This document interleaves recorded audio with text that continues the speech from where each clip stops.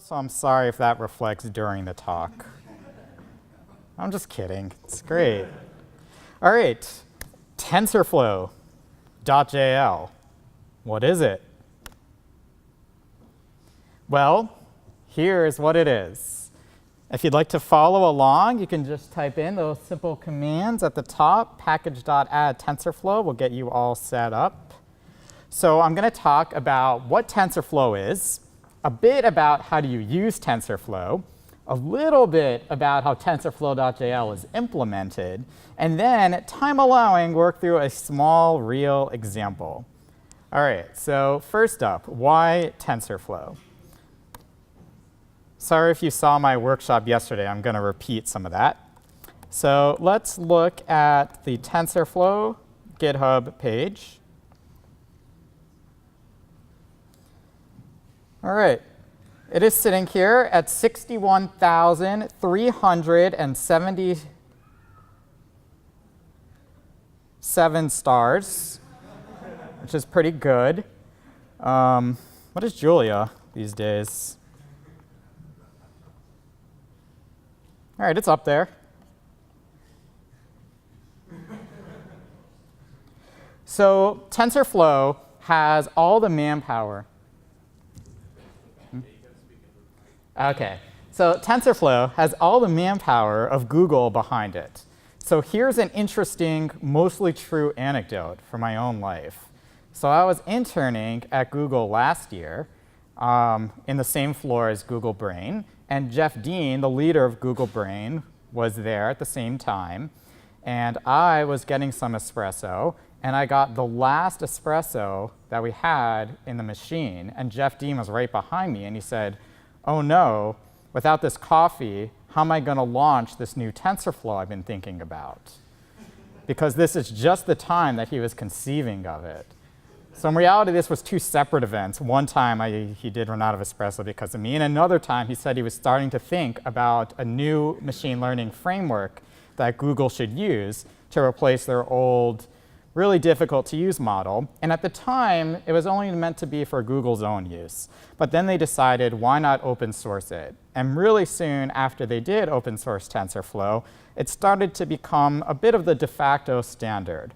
So these days, TensorFlow and Torch are the dominant machine learning frameworks. So if you can have a Julia wrapper for TensorFlow, then you can enjoy all the manpower that Google and the open source contributors give to TensorFlow in Julia. They're not just relying on one Julia dev to try to reinvent the machine learning wheel.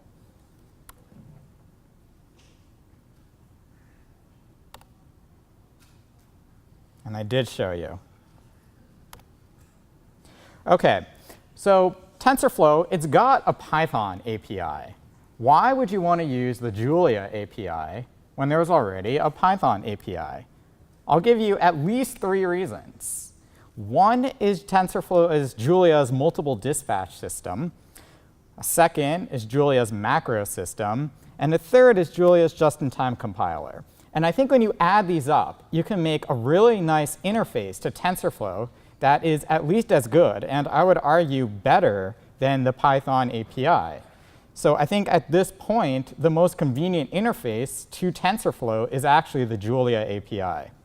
And I'll give some examples. OK, so just a brief introduction to TensorFlow. There's lots of tutorials out there. So TensorFlow uses a static graph framework, as you learned a bit about in the last talk. So you build up a computational graph. So here I'm saying there's this variable x. It's a placeholder whose value I'll give later. There's this variable y, which is 1 plus x. No computation has actually happened at that y equals x plus 1 line. Zoom out. But when I call this run function, that's actually going to perform a computation. So I'm saying run this computational graph where x has the value 1. Who can guess what this is going to output? Y is x plus 1. I'm saying calculate y given that x is 1. All right, let's see if it's placeholder. Oh, it was 2.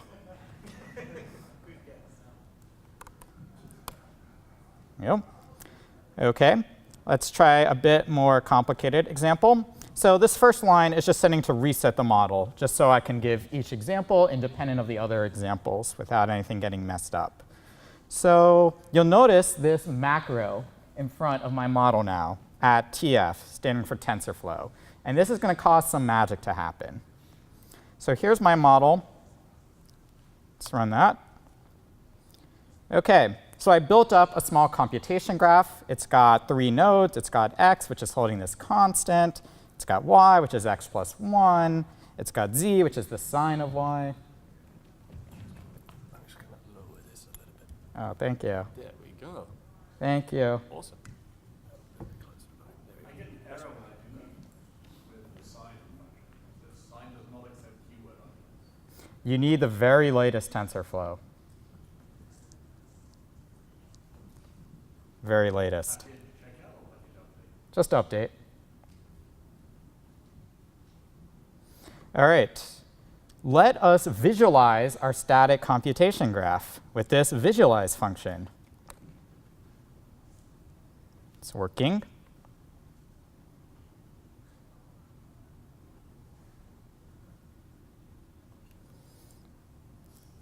Here we go.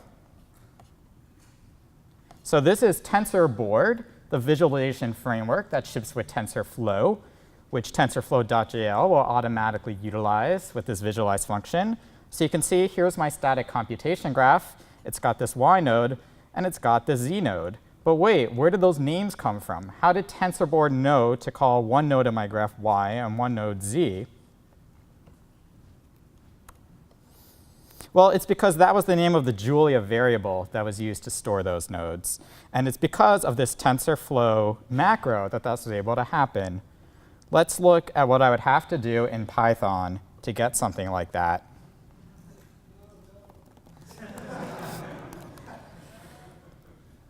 All right. You make it bigger?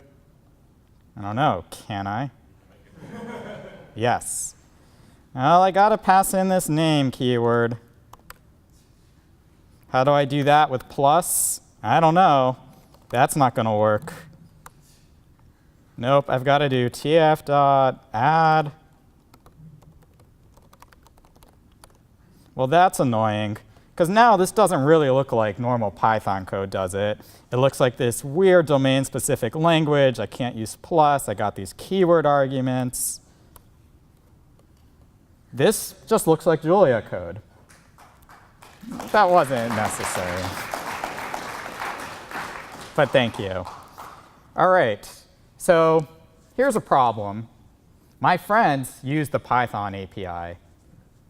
What am I going to do with my Julia code? Here's what I'm going to do. I'm just going to export my model to a file on disk. And now in Python,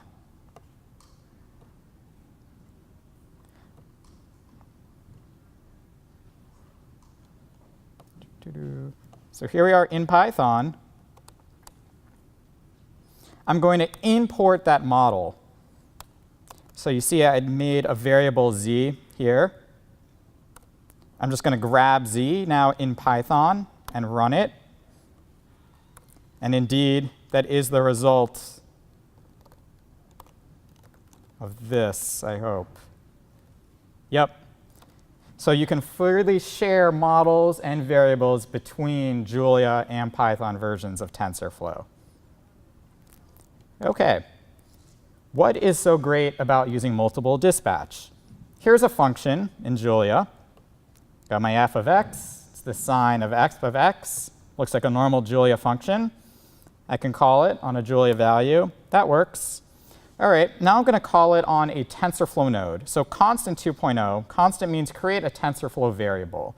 So once it's wrapped in a constant, TensorFlow has taken control of it. I might have moved it to the GPU. It's not a normal number, but I can still call f on it. And I get back a TensorFlow tensor. Then I ask that tensor to evaluate, and it just works. Now let's look at what that would be in Python.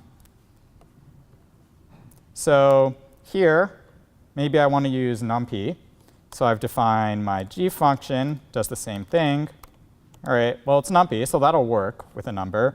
What if I want to call the same function on a tensor? Well, that's not going to work because numpy.sign has no idea how to handle a TensorFlow tensor. I've got to define this whole other function that uses TensorFlow.things. So there's this whole space of functions that live in the TensorFlow namespace and this whole bunch of functions that live in the numpy namespace. And I've got to write a separate version of all my functions depending on what kind of objects they're working on. So that's kind of a bummer. You don't have that problem in Julia, though. All right, let's keep going with the things that make Julia better. Unless you want me to talk about what makes Python better. Is that what you want? That guy said yes. I mean, I wanted to fill the whole talk slot, so I guess you can't fill a whole talk slot with good things about Python, so continue with Julia. Good point. All right, let's look at some control flow. So I want to take the sum of the first 10 integers squared. Does anyone know what this is offhand? Any polymaths out there? It's 385. All right. How do you do this in TensorFlow? Well, let's look at the bad version. So I have to call this special while loop function. And just for the record, the Python code will look very similar with Python lambdas instead of anonymous functions. So I have to say, well, there's this I variable, there's this result variable, and the syntax for a while loop in the ugly version is we first pass it a function that says when does the while loop terminate. Well, it terminates when, that should actually be I. So I have this counter I, it'll terminate when I is less than 10. This next argument is how do you update all the loop variables every loop? Well, I'm saying let's increment this counter I by 1. Let's increment the result of the loop by I squared, so that's going to accumulate the sum of squares. And then I've got to tell it what are the loop variables. So that does not look like a native while loop. It looks like this really weird while loop that takes a long time to read and parse. Gives the right answer, though. So the Python version, which I didn't write out, it looks basically the same. What can you do in Julia with Julia's macro system? What's this? A native Julia while loop. You guys can probably just look at this, and without really understanding TensorFlow special syntax, guess what this does? Now, of course, I is not an actual number. I is this special TensorFlow variable. So if you just typed while I is less than 10 as a normal loop, Julia has no idea what to do with that, because that does not evaluate to a Boolean, I less than 10. But this macro transforms it into something like this. And so I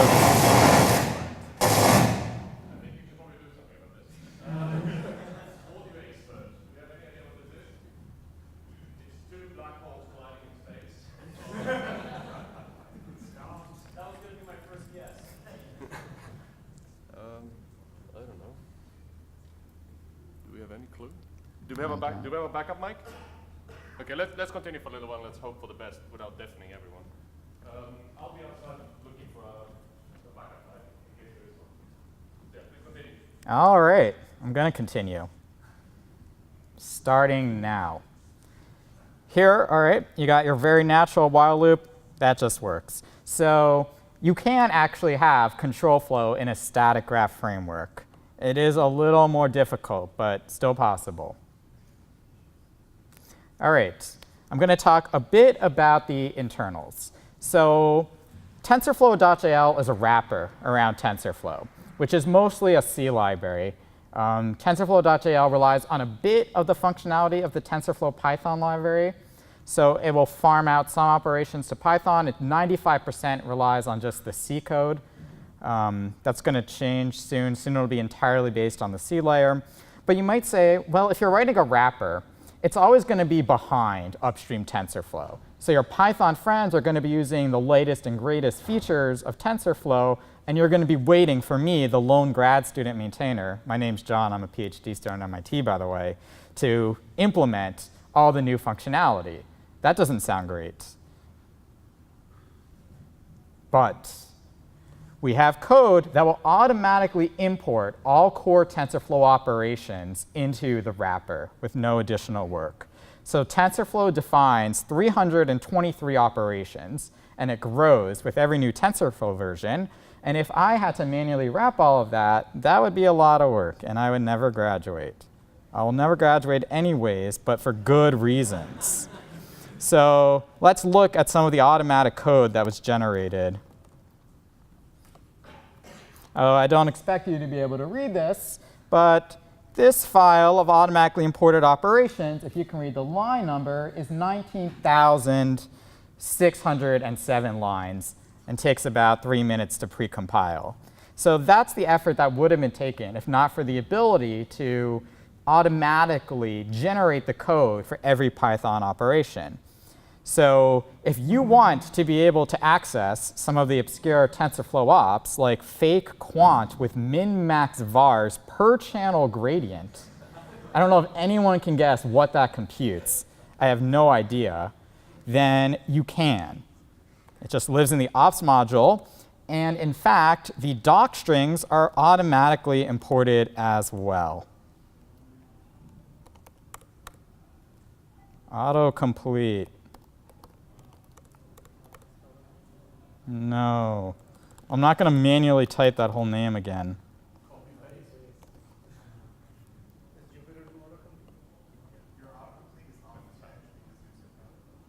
Oh.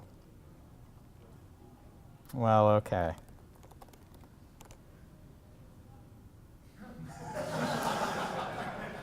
All right, well, I mean, other functions exist.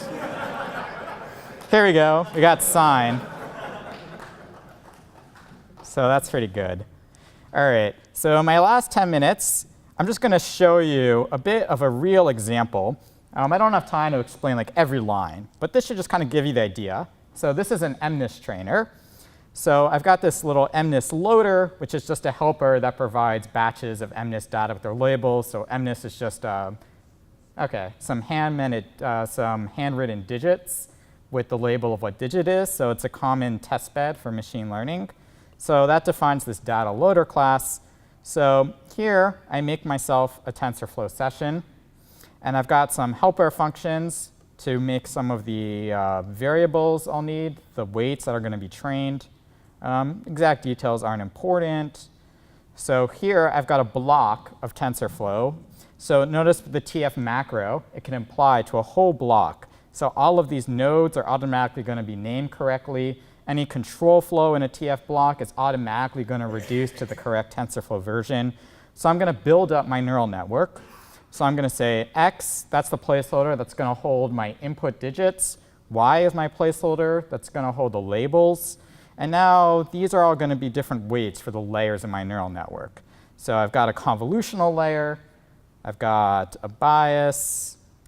I do some reshaping. I've got a ReLU nonlinearity, max pool. This is all standard convolutional layer stuff. I've got a second layer of convolution. Then I've got a fully connected layer at the end, blah, blah, blah, blah, blah. Got this dropout layer. So we try to keep the TensorFlow API in Julia at parity with the Python one. So the Python API support for dropout. We try to have support for dropout. All right. And here I calculate the cross entropy. So this is going to be our loss. Notice I just have a mean function here, a sum function here, a log function here, all normal Julia functions that have been overloaded to work correctly on TensorFlow objects. They take keyword arguments the same way as their Julia equivalents. So now TensorFlow.jl gives you some solvers or trainers. So we've got the atom optimizer to do efficient gradient descent on our model. So that's just been ported from Python. We have this TensorFlow variable that represents the accuracy of our model at a given point in time. No, it's just native Julia mean function. Again, I won't go into every detail here, but if you look at the examples, the documentation, we have pretty good documentation at the website. So if you go to just Google TensorFlow.jl, you'll get to the GitHub page, which links to the documentation. It'll explain all of this. And in each iteration, we're going to load a batch of data, this next batch function. We're going to run here the training step, run the summaries, save the summaries so we can examine them later. So notice here where we define the model, no actual computation is happening. We're only building up the static computation graph. All the computation actually happens when we call this run line. So that's going to call the TensorFlow underlying C library. So if you have a GPU, then when you run this run line, it's going to utilize your GPU. If you have a GPU on 2 machines, it's going to use the GPU on your 2 machines. Any innovation that Google contributes to how TensorFlow decides to execute operations is going to apply here too. And in fact, they've just released a new system to automatically look at the static graph and optimize it, fuse loops, other kinds of optimizations. And because TensorFlow.jl is just using the TensorFlow C library, we benefit from that as soon as it's released. So let's run the training on my little laptop.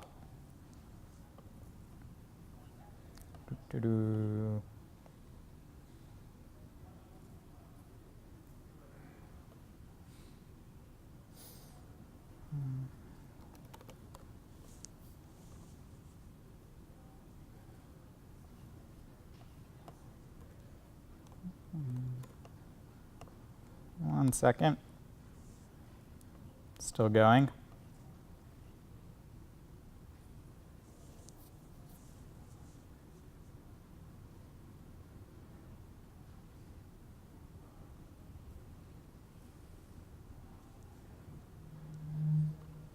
All right, let's visualize that.